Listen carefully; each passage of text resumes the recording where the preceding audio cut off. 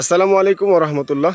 আজ 5ই মে 2025 রোজ সোমবার।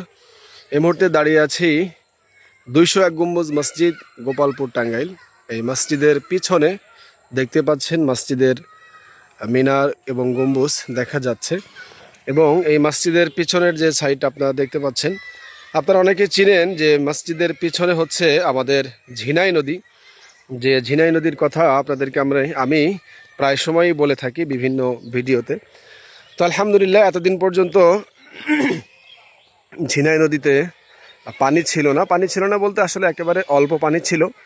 তো ঝিনাই নদী তার জোয়ার ফিরে পেয়েছে, নদী তার প্রাণ ফিরে পেয়েছে। গতকাল 4 মে 2025 অর্থাৎ গতকাল সন্ধ্যা থেকেই ঝিনাই নদীতে পানি আসা শুরু হয়েছে।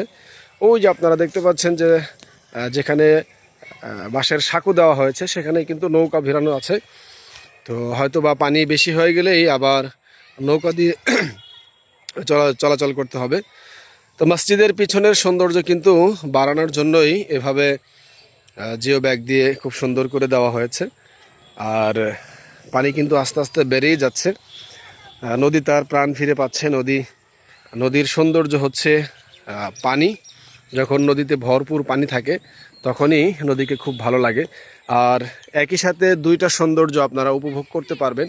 তা হচ্ছে বাংলাদেশের যে কোনো প্রান্ত থেকে আপনি চলে আসবেন আমাদের টাঙ্গাইল জেলার গোপালপুর থানা 201 গম্বুজ মসজিদ।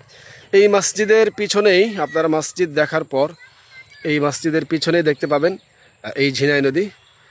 আর কবুতরের একটু উড়াউড়ি দেখতে পাবেন। ওই যে দুইটা কবুতর দেখা যাচ্ছে, খুব সুন্দর করে উড়ে গেল। তো মাশাল্লাহ, এই যে দেখতে পাচ্ছেন যে ঝিনাই নদী আপনারা দেখতে পাচ্ছেন, দেখা যাচ্ছে। তো হয়তোবা আল্লাহ চাইতে নদীর পানি বেড়ে গেলে আস্তে আস্তে এদিক দিয়ে পানি বেড়ে যাবে ইনশাআল্লাহ। তো যারা এখনও 201 গম্বুজ মসজিদে আসেননি, আসার মতো সুযোগ হয় নাই, তো আপনাদেরকে বলবো আপনারা চাইলে যে কোনো সময় ইনশাআল্লাহ চলে আসতে পারেন।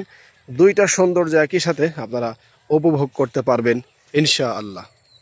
সবাই ভালো থাকুন, সুস্থ থাকুন, নিরাপদে থাকুন, এই কামনায় আজ বিদায় নিচ্ছি। আসসালামু আলাইকুম রহমতুল্লাহ।